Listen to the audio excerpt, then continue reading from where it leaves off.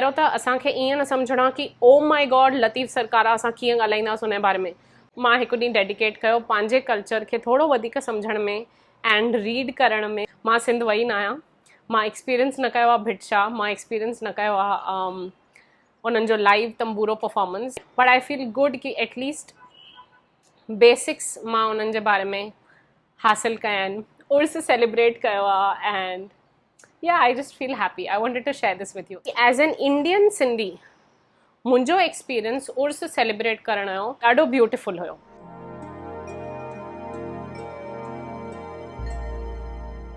Hi guys, हाय माण्हू, कीअं आहियो तव्हां सभई? ईअं तो लॻे मां जाम टाइम खां पोइ थी शूट कयां। असां आदिपुर सीरीज़ जेकी कई उन में 10 वीडियोस ठाहिया, त उन जे करे असां 2 महीना हली विया।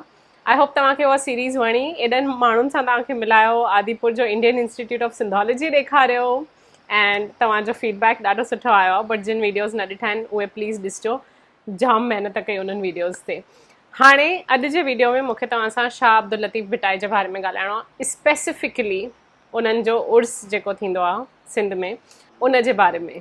पहिरियों त I will begin from the beginning, okay, absolute basics. चङियूं ॻाल्हियूं मूंखे तव्हां सां डिस्कस करणियूं आहिनि, बट मां चयो ठीकु आहे, थोरो असां दिमाग़ में ऑर्डर था ठाहियूं। ओके, मुंहिंजा बैकग्राउंड, मां सिंधियाणी आहियां, इंडिया में बॉर्न थी आहियां एंड मुंहिंजी स्कूलिंग कॉन्वेंट स्कूल में थी हुई। ओके, त मुंहिंजे स्कूल में मूंखे न सिंधी लिखणु पढ़ण जो ऑप्शन हुयो एंड ॻाल्हाइण जो त सवाल ई नथो थिए, ख़ाली इंग्लिश।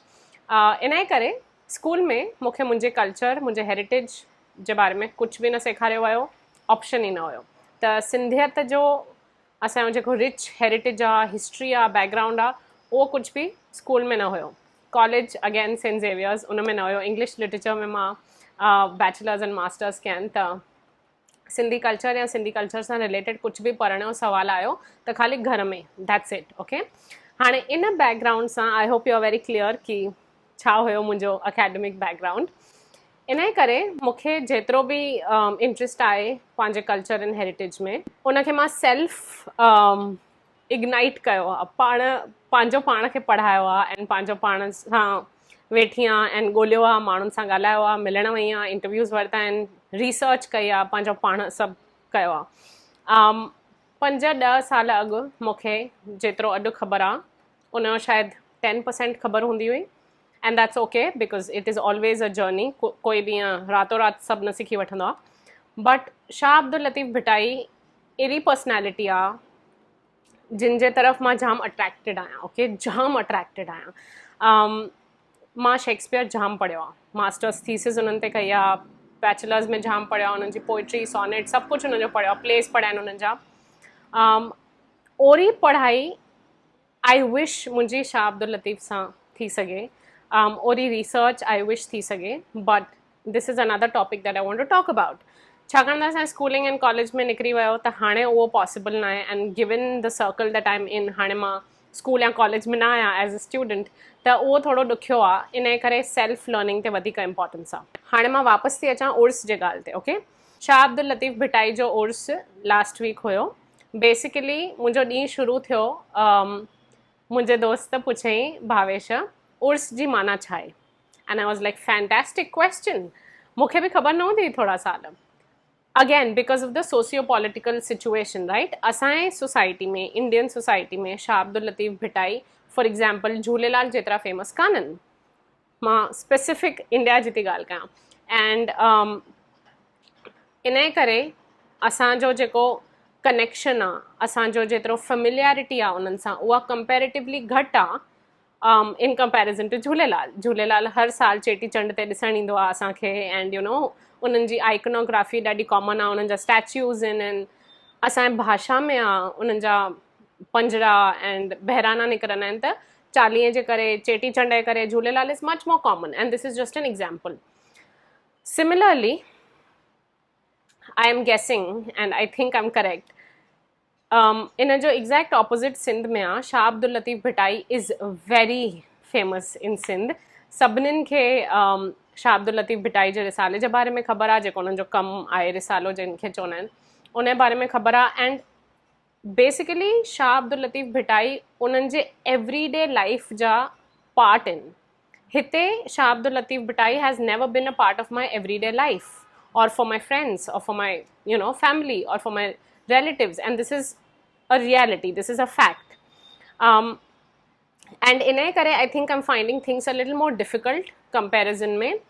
I wish अगर मूंखे नंढे हूंदे खां शाह अब्दुल लतीफ़ भिटाई जे बारे में घर मां ख़बर पिया, स्कूल मां ख़बर पिया, त मे बी अॼु सिचुएशन अलॻि हुजे हा. Coming back to Bhavesh and Urs. Shah Abdul Latif Bhitai जो उर्स हुयो, मां ईअं इंस्टाग्राम ते पोस्ट कयो हिकु ॾींहुं अॻु कि tomorrow it is Urs and I am very excited, celebrate करिणो आहे हीअं हूअं. त जंहिंमहिल भावेश पुछे उर्स माना छा, आई वॉज लाइक करेक्ट, मां त इहो ग्रांटेड थी खणा कि इंस्टाग्राम ते सभिनी खे ख़बर आहे उर्स जो माना छा आहे. सो आई एक्सप्लेन इट टू हिम कि उर्स माना डेथ एनिवर्सरी. त शाह अब्दुल लतीफ़ भिटाई जी उन्हनि डेथ एनिवर्सरी हुई एंड ईअं लॻे थो कि डेथ एनिवर्सरी आहे, असां उनखे सेलिब्रेट छो कयूं. बट छाकाणि त हो एॾा वॾा हस्ती हुया एंड उन्हनि जो कमु एॾो फेमस आहे and I think he is a legend, he is an institution in himself. I think it totally makes sense that we celebrate his work. त मां हुन सां चैट ते ॻाल्हायो, सम्झायोमांसि, त चई अच्छा इहो सभिनी संतनि जो, सभिनी पीरनि जो उर्स आहे. मां चयोमांसि न न न, इहो ख़ाली शाह अब्दुल लतीफ़ भिटाई जो उर्स आहे, उहो हिकु ॾींहुं ख़ाली उन्हनि जी डेथ एनिवर्सरी थींदी आहे. त चई ओ okay, I feel very left out, छाकाणि मूंखे इहो सभु ख़बर न आहे. चयोमांसि चिंता न कर, लेफ्ट आउट न फील कर, it is always good to start. अॼु न सुभाणे स्टार्ट त करिणो आहे न. एंड छाकाणि त असांखे अकेडमिक लेवल ते हेल्प न मिली इन मामले में, त असांखे हाणे हिन लेवल ते हिक ॿिए खे हेल्प करिणो आहे and digital medium becomes a very good medium. I personally feel that. त असां ॻाल्हायोसीं, मां चयोमांसि ओके जस्ट गेट स्टार्टेड, थोरो थोरो करे पहिरियों गूगल ते पढ़, उन बारे में पढ़, पोइ उन कम जे बारे में पढ़ and U will be fine. And उन ॾींहुं शाम जो मां हिकिड़ो इंस्टाग्राम लाइव ऑर्गेनाइज़ कयो हुयो, जंहिं लाइव में असां 2-3 सिंधियाणियूं, सिंधी छोकिरियूं वेही करे कचहरी करण वारियूं लतीफ़ साहब जे कम ते. हाणे उहे ॿई साहेड़ियूं मुंहिंजियूं सिंध में रहंदियूं आहिनि, कोमल एंड साइमा. उन्हनि मिनी चयो न न न, लतीफ़ सरकार ते असां किथां था ॻाल्हाए सघूं. And I am like okay girls calm down. पहिरियों त असांखे ईअं न सम्झणो आहे कि ओ माई गॉड लतीफ़ सरकार आहे, असां कीअं ॻाल्हाईंदासीं उन बारे में. मां चयोमांनि मूंखे बि एतिरो ख़बर न आहे. I am being extremely honest with U.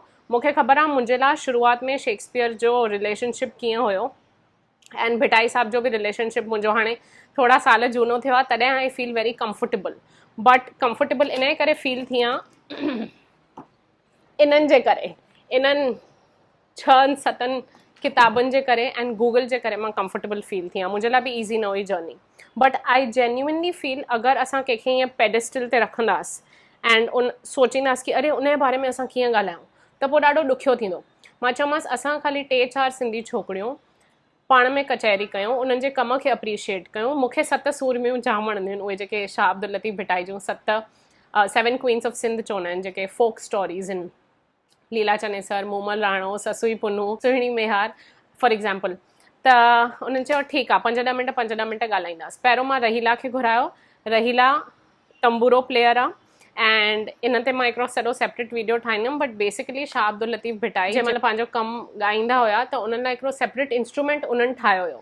त तंबूरे ते ख़ाली भिटाई साहब जो जेके लिखिया अथऊं सुर वायूं उहे परफॉर्म थींदा आहिनि. त उन ते बि असां हिकिड़ो IGTV कयो हुयो 1-2 महीनो अॻु, उहो बि सेव थियल आहे. बट वापसि रहीला खे घुरायो 5-10 मिंट, उन्हनि सां ॻाल्हायो, कोमल ऐं साइमा सां ॻाल्हायो. मां लीला चनेसर जे बारे में थोरो डिस्कस कयो बिकॉज़ 2-3 हफ़्तनि खां मां ॾाढी लीला चनेसर मूड में आहियां. जाम मज़ो थो अचे, मूंखे सॼी हुननि जी स्टोरी ख़बर आहे. But what I love the most about Latif Sahab is रोज़ु सुबुह जो मां उथी करे पढ़ंदी आहियां उन्हनि जो कमु, हिकिड़ा 10 मिंट 15 मिंट. एंड रोज़ु सुबुह जो मूंखे कुझु न कुझु नओं क्लिक थींदो आहे. For me it is like meditation. हाणे उन्हनि जो कमु मुंहिंजे लाइ जेन्युइनली मेडिटेशन वांगुरु आहे. त साॻियो ई मां पढ़ंदी आहियां बट उन मां मूंखे नओं मीनिंग, नओं लेयर ख़बर पवंदी आहे, ईअं रियलाइज़ थींदो आहे. And again I feel like Shakespeare जो बि कमु ईअं ई आहे. मां त पहिरियों शेक्सपियर जी भाषा सम्झी न सघंदी हुअमि. मां जाम साल उन्हनि ते ख़र्चु कया सम्झण जी कोशिशि जे चकर में. But because and I come to my next point, because मां शाह अब्दुल लतीफ़ साईं जो कमु इंग्लिश में थी पढ़ां, I think that is also making a difference. उन्हनि जो एक्चुअली कमु सिंधीअ में लिखियलु आहे, छाकाणि त मूंखे सिंधी लिखणु पढ़णु फ्लुएंटली न ईंदी आहे. I have to read it in the language that I understand and that is English. हाणे शाह अब्दुल लतीफ़ भिटाई साहब जो इंग्लिश ट्रांसलेशन्स जाम आहिनि. हे थोरा किताब मां तव्हां सां डिस्कस थी कयां, then I will come back to my point. हिकिड़ो कमु आहे जेको अंजू माखीजा ऐं हरी दिलगीर साहब कयो आहे, Shah Abdul Latif Bhitai seeking the beloved. इहो फर्स्ट बुक आहे आई थिंक इंडिया में. This is published by the Katha people. इन जो मां हिकिड़ो सेपरेट बुक वीडियो ठाहींदमि.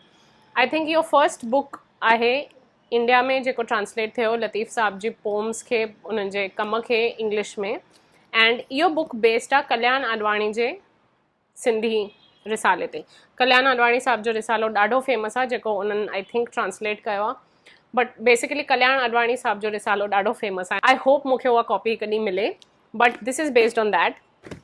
हे जेको मां पढ़ां थी हाणे वेठी, I saw my self journeys with Shah Abdul Latif Bhitai, Shabnam Virmani and Vipul Rikhi. Oh my God, fabulous.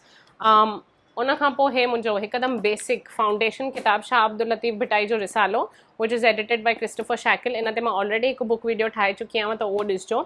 त इन्हनि 3 किताबनि में साॻो सुर साॻी आखाणी जे बारे में 3 अलॻि अलॻि ऑथर्स खां पढ़णु, 3 जो अलॻि अलॻि पॉइंट ऑफ व्यू सम्झणु has been a fabulous experience. हे मां हाणे जी थी ॻाल्हि कयां, लास्ट जे 2-4 महीननि जी. बट थ्रू आउट मां पढ़ंदी आई आहियां लतीफ़ साहब जो कमु. एंड इन एंड आउट ॿियनि कमनि जे विच में, लाइफ जे विच में इहो कंदी आहियां. And I want to insist कि एज़ एन इंडियन सिंधी मुंहिंजो एक्सपीरियंस उर्स सेलिब्रेट करण जो ॾाढो ब्यूटिफुल हुयो. Y beautiful? बिकॉज़ मां उन में पार्टिसिपेट करे सघियमि. छाकाणि त लॉकडाउन आहे, हूअं हर साल उन्हनि जो उर्स उन्हनि जे दरगाह ते सेलिब्रेट थींदो आहे भिट शाह में. बट छाकाणि त लॉकडाउन हुया, पब्लिक हॉलीडे डिक्लेयर कयूं सिंध में, and nobody could go anywhere, सभु घर में वेठा हुया. त मूंखे ईअं लॻो we can do something together. And Sindh मां चङनि ॼणनि जॉइन कयो इंस्टाग्राम लाइव ते, इंडिया मां चङनि ॼणनि लाइव में जॉइन कयो. एंड मूंखे ॾाढो सुठो लॻो बिकॉज़ आई फेल्ट लाइक मां हिकु ॾींहुं डेडिकेट कयो पंहिंजे कल्चर खे थोरो वधीक सम्झण में एंड रीड करण में. I love reading. त उहो करण में ॾींहुं स्पेंड कयो. And the day ended with IG Instagram lives. 3-4 Sindhi छोकिरियूं सिंध मां, हिकु इंडिया मां, असां वेही करे ॻाल्हायो उन हिक जे बारे में जिन जे लाइ असांखे जाम प्यार ऐं रिस्पेक्ट आहे दिलि में, शाह अब्दुल लतीफ़ भिटाई जे बारे में. ओ सॉरी, मां इहो बुक मेंशन करणु विसरी वियमि. Again it was a present. I love books as presents. Shah जो रिसालो बाय मोहम्मद याकूब आघा, इहो बि मूंखे जाम वणंदो आहे. एंड अगेन इन में बि सिंधी में बि लिखियलु आहे, इंग्लिश में बि लिखियलु आहे. एनीवे, लतीफ़ साहब जा जेतिरा किताब मूंखे तव्हां ॾींदो ओतिरा घटि आहिनि बेसिकली. हा, त मुंहिंजो इहो उर्स सेलिब्रेट करण जो एक्सपीरियंस मूंखे तव्हां सां शेयर करणो हुयो. मूंखे तव्हांखे ॿुधाइणो हुयो आई कैन नेवर बिकम कि हा मूंखे सभु ईंदो आहे. ओड़ो त मां कॾहिं चई न सघंदमि सेंटेंस. उहा त मां अॼु ताईं शेक्सपियर लाइ बि न चई सघी आहियां, छाकाणि त इन्हनि जो कमु एॾो वास्ट आहे, तव्हां जेतिरो पढ़ो ओतिरो घटि आहे. एंड उहा हिकु ॻाल्हि लिटरेचर सेखारी आहे.